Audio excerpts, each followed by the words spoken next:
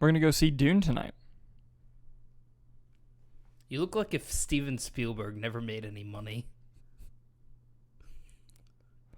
You ever consider size large on the shirts there, bud? No.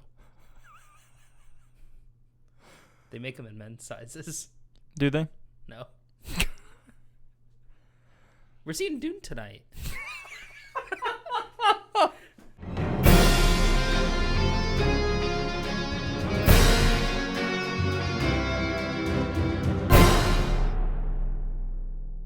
Hello, everyone. I'm Dalton Burdett. I'm Nick Iricchio. And we are the Movie Nights. Well, some of them. If you're watching this because you want to hear our uncensored, Unfiltered thoughts and opinions about the world of movies and entertainment news, so kick back, relax, and thank you for being part of the conversation. This label-less green soda tastes great.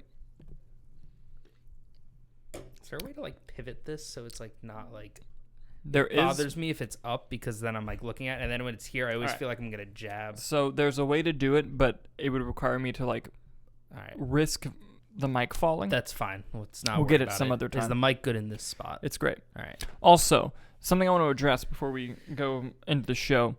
Someone on YouTube, good friend of the show. He doesn't use his real name online, so I won't use it here. Okay.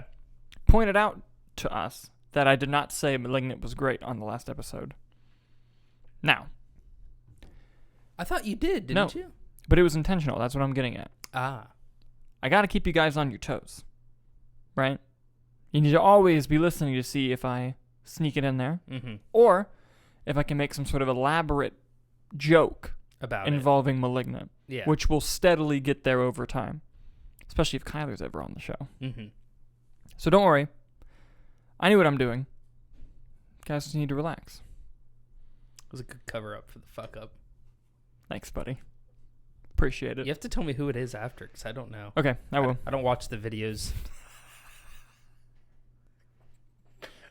A lot of people don't, so don't feel bad. I live them. True. I live them. True. No, that's true. We have some fun news stories to talk about today. We're going to go into the Hollywood Reporter for our first story, Nicholas. Yeah, they're a good friend of the show's. I wish. In that we get all of our sources from them. Yes, and you're also a good friend of the John Wick franchise. Yes, the action franchise starring Keanu Reeves. Yes, best friends. From the movie Keanu. He is in that movie. Yes. Also, Speed. Speed's great. Do you have Speed on 4K yet? I don't. How do you not have Speed on 4K? I'm poor. If you must know. Watch the channel so we can get... You see all this shit behind me? That's where all my money went. Like and subscribe so we can get Dalton's Speed on 4K. I really want Speed on 4K, you guys. Anyways. Yeah, and you know how Mel Gibson just got cast in the Continental spinoff? Yes. Well, they've just rounded out more of the cast, with Colin Woodell playing young Ian McShane. Winston, that's the character's name. This is what Hollywood Reporter had to say. Colin Woodell, known for his work in USA's The Purge TV series, stars as Winston Scott, the character played by Ian McShane in the John Wick films. Other actors joining the call sheet of the Continental include Hubert Point-Dujour, Jessica Elaine, Michelle Prada, Young Kate, sorry if I said that wrong, Ben Robson, and Mel Gibson was just previously announced. Is Michelle Prada the girl from In the Heights that's in the new Scream? I don't know. No, that's Jenna Ortega. No. She's going to be Wednesday. You're talking about... Okay.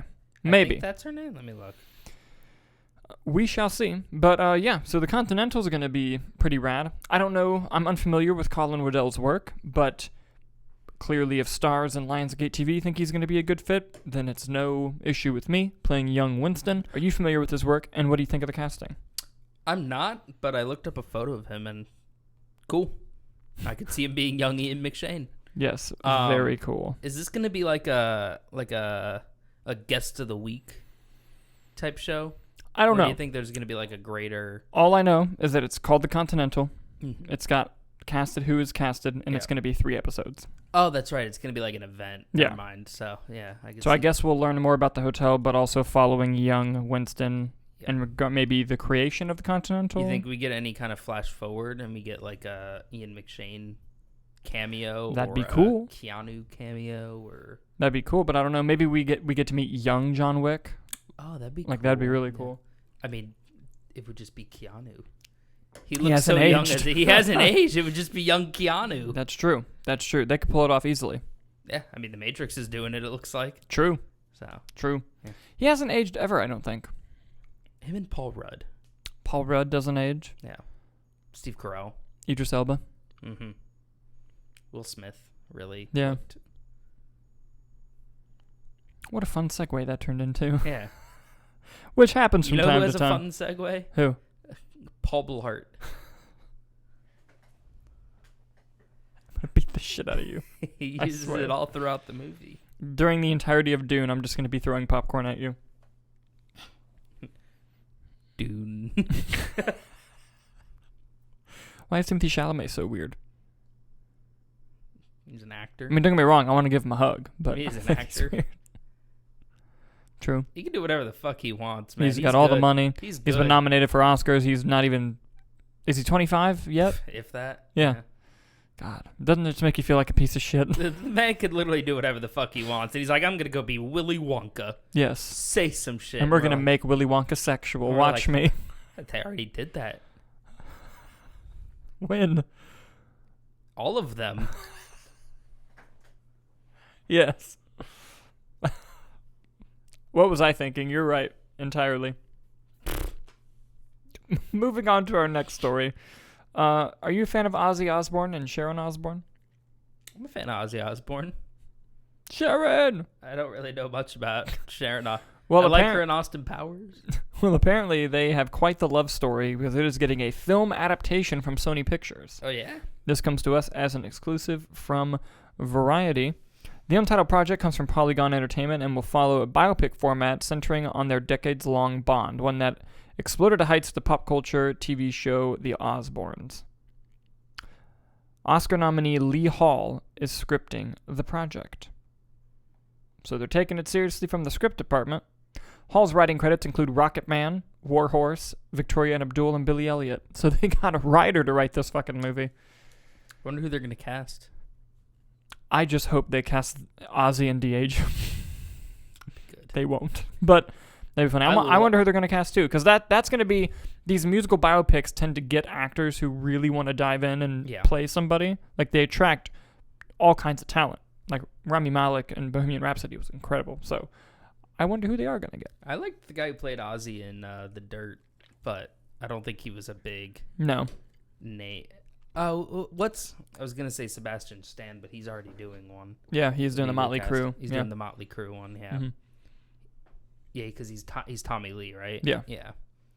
But I could see him being a good Ozzy. Yeah. I don't know. Yeah, that's a hard one. Timothy Chalamet. I think there's all kinds of people you could get. But yeah, I thought that just kind of came out of nowhere. Yeah. I thought it would be an interesting one to bring up. Of all the musicians to make a biopic on, Ozzy Osbourne. Like, I wouldn't put him up there with, like, the Elton John, with the Freddie Mercury, Mhm. you know, like, it just seems... But I guess if they're going to make it a love story, then... Might as well. Might as well, yeah. Yeah. What, you know what baffles me? That What's we don't that? have a Beatles movie yet. Has there never been a Beatles biopic? I know they've made some documentaries. They made, like, they had one about, like, I think, like, John Lennon and stuff, but, like, a biopic just about the Beatles. Yeah, I guess they never have. Because, like, how do you do that?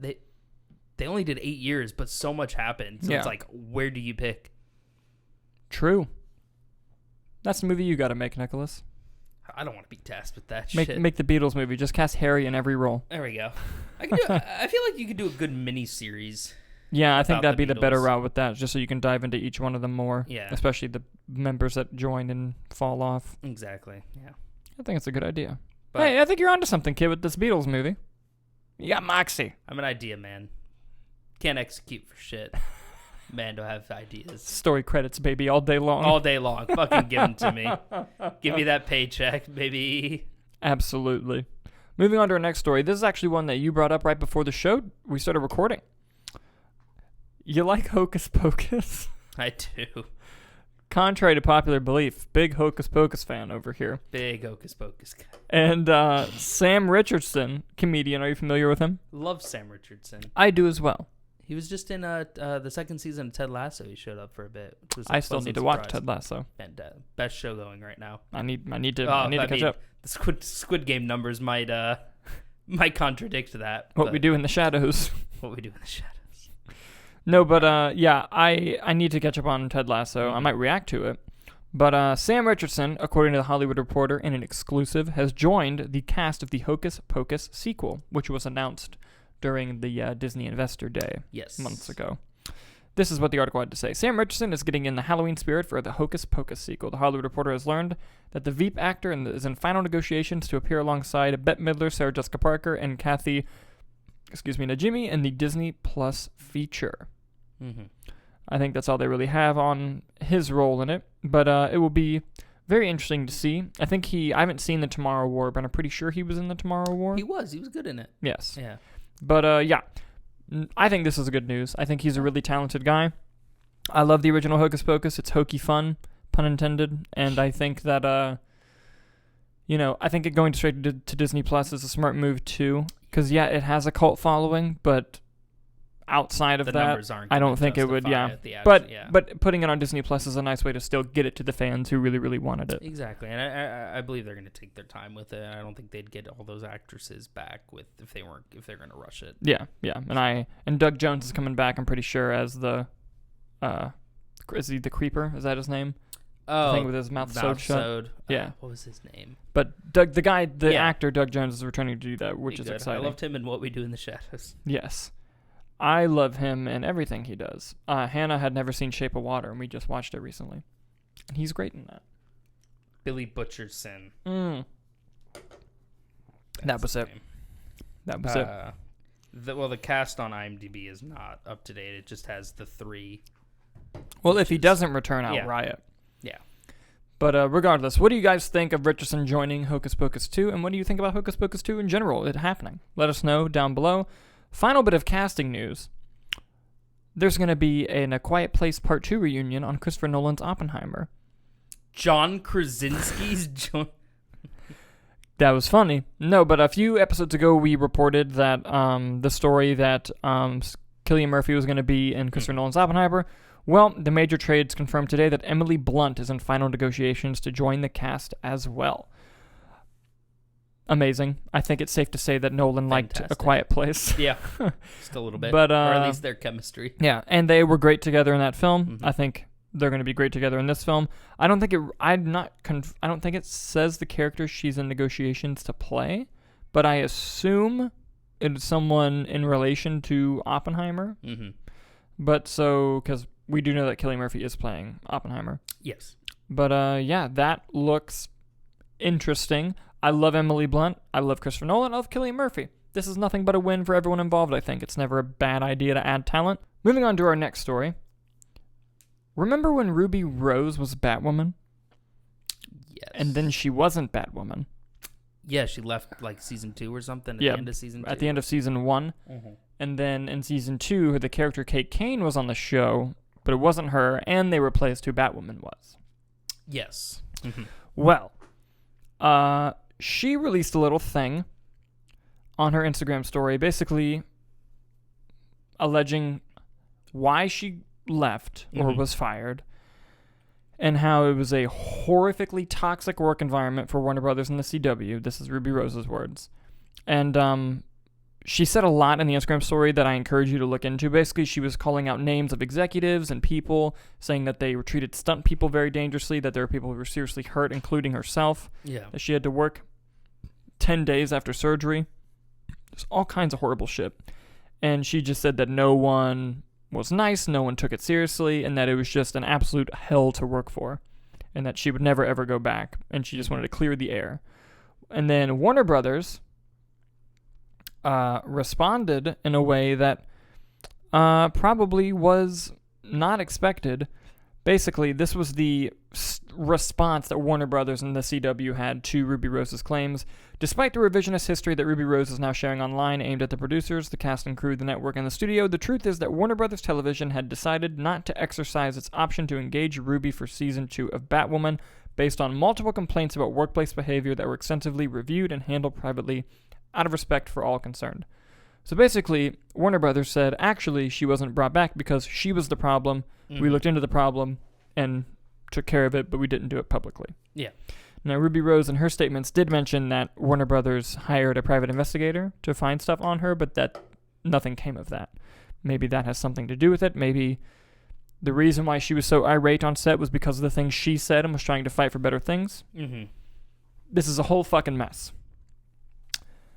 Obviously, kind of who to believe in picking sides is very difficult, and the TV division is very different from the film division. Yeah. But under the DC umbrella, we've seen similar allegations from Warner Brothers, from Ray Fisher against the Justice League and Kim Sujihara, Jeff Johns, and that whole thing. So a lot of people are drawing comparisons to the two, saying that maybe it's a similar situation. Maybe it is, maybe it isn't. It's two different departments, film and television, but it is under the DC umbrella, so it is...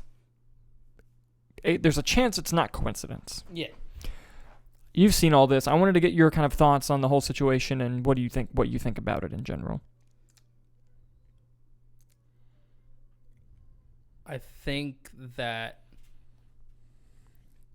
it's kind of hard. Like, we need, when there's more evidence as the investigation farthers, and I feel like if it gets bad on either side, other crew and cast will start speaking up, and we'll kind of start to see where people are siding. I think it's horrible either way.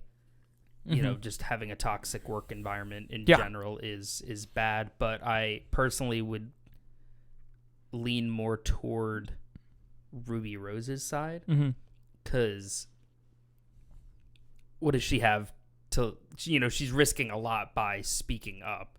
Yeah. Similar to like a Ray Fisher, Gal Gadot recently spoke up. Like, if you're coming out of these allegations and then they could shut it down immediately, you're done. Yeah. And I feel like she wouldn't risk that if it weren't true. And we've seen issues in the past on the DC side under Warner Brothers. Yeah. So when you start to see a trend in one way and then it's against that, it kind of changes. Yeah. But the thing that was surprising is that it kind of came out of nowhere. Yeah, she just kind of posted on Instagram, was like, all right, well, we're going to talk about this. Yeah. So it's crazy to think about, but it's also just crazy to think that stuff like this still happens on these big Hollywood sets. Yeah. And it's nuts. It's crazy. And, you said, the toxic work environment. What's crazy about it is when you're making a movie, you're making a TV show, especially one with money involved, it's already stressful. Like, you're already on a time crunch. There's shit to do. The last thing anyone needs is for something like that to go down. Like, egos being involved, people being unsafe, whatever the case may be. So having it a little bit of a toxic work environment in general sucks, but on sets specifically, it's a nightmare. Yeah. You can't have room for it or else it's not going to get done properly. So, yeah, I just thought that this was interesting and I wanted to bring it up to you guys. What do you guys think about the whole situation? Who do you believe? Obviously, we're going to wait and to see for more evidence to see what's really been going on. But either way, let us know in the comments below, but please stay respectful. With that out of the way, ladies and gentlemen, it is now time for the Rumors of the Roundtable. Our favorite thing. Our favorite segment here. Our only segment here, really. All right, Nicholas, take that rumor dagger and stab me in the fucking heart. Yeah. So not a too crazy. Okay. Anything this week? One, again, rumors. This one seemed kind of obvious, but it was still nice to hear. Goose will be in the Marvels. Oh. Yeah. I hope so. I hope so, too. Yeah. That was just more of a... That would be super fun. Goose will be back. And it's not a crazy rumor either because it's the sequel to Captain Marvel. It makes sense. Yeah. But it was just nice to see that. I didn't even think of that at the time. I hope so. I hope so, too. I loved Goose. Second one, which was interesting. Warner Brothers has reportedly greenlit a Birds of Prey sequel. But it will not feature Margot Robbie's Harley Quinn, but will be a continuation of the 2020 movie. Journey Smollett's Black Canary is expected to return. But she's also getting an HBO Max. Yes. Where's the rumor coming from? Do you remember? I saw it on the Twitter page Binge Watch This. Okay. That is saying it's coming from the hashtag show. Okay. That hashtag show. Yeah. That's interesting. Yeah. Maybe Here's the thing. That hashtag show, they report a lot of things, Mm-hmm. and their website's actually quite nice. I visited it before. I haven't been here. But they're not huge on scoops. Mm-hmm. But what they're saying doesn't sound crazy.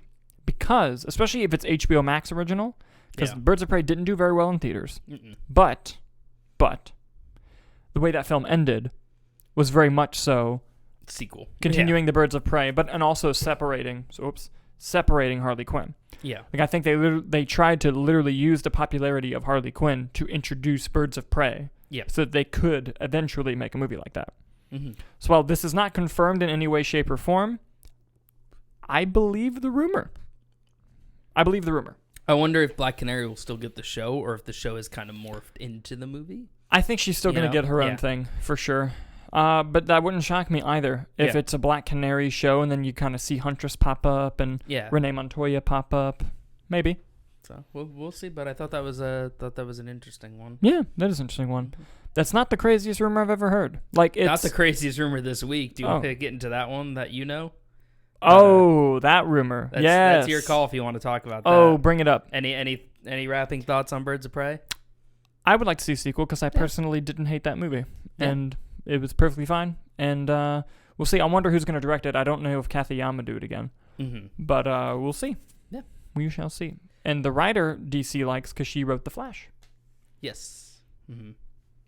Anyway, let's get to this fucking wild-ass rumor. The biggest one here is that Marvel is reportedly developing a World War Hulk movie, which would begin production late 2023. Thoughts? Well, no. Yep. I don't think so. Partially because,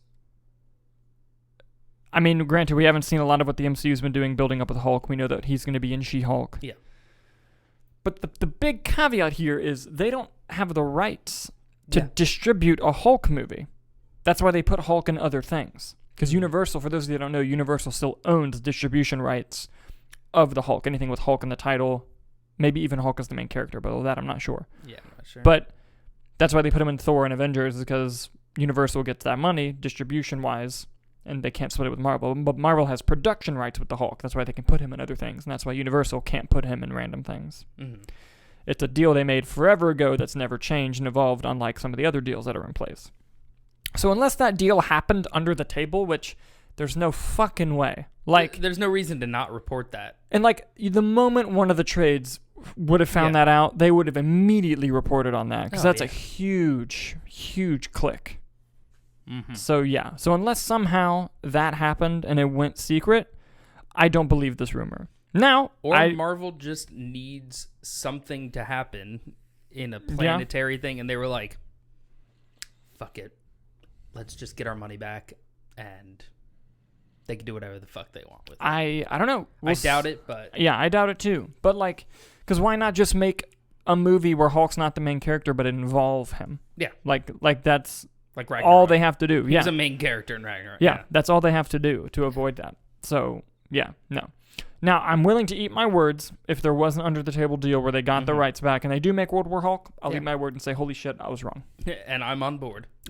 But, I would love to see it. Yeah. But, no. Yeah. Mostly because of that caveat, I don't believe this. I agree. But I felt that one took off, which was interesting to see online. Yeah. For real. Yeah. So, what do you guys think? You think it's happening? You think it's not happening? Let us know in the comments below. Yes, dude, let us know. Yeah. You got anything else you want to add, Nicholas? No, I don't think so. Not a whole lot since the Monday show. Yeah, true. So fun fact, Nicholas is going on vacation this weekend. I am. I'll be in Arizona. So taking his place for that episode is going to be Hannah from the reactions that you guys know. She will join in on Tuesday. I always want to say Monday because that's me recording. Monday recording on Tuesday's show. Yeah. And he'll be back the next episode. And for that episode, for Halloween spooky season, we ranked our top 20 favorite horror movies, and we're going to reveal that list on the show, and it's the hardest fucking thing I've ever had to do in my life. Yep, that was very difficult. Yeah, extremely hard. Well, that'll do it for today's show. Not a huge eventful one, but we still got to get the news out there. Yeah, absolutely. Thank you guys so much for watching, and we'll see you next time.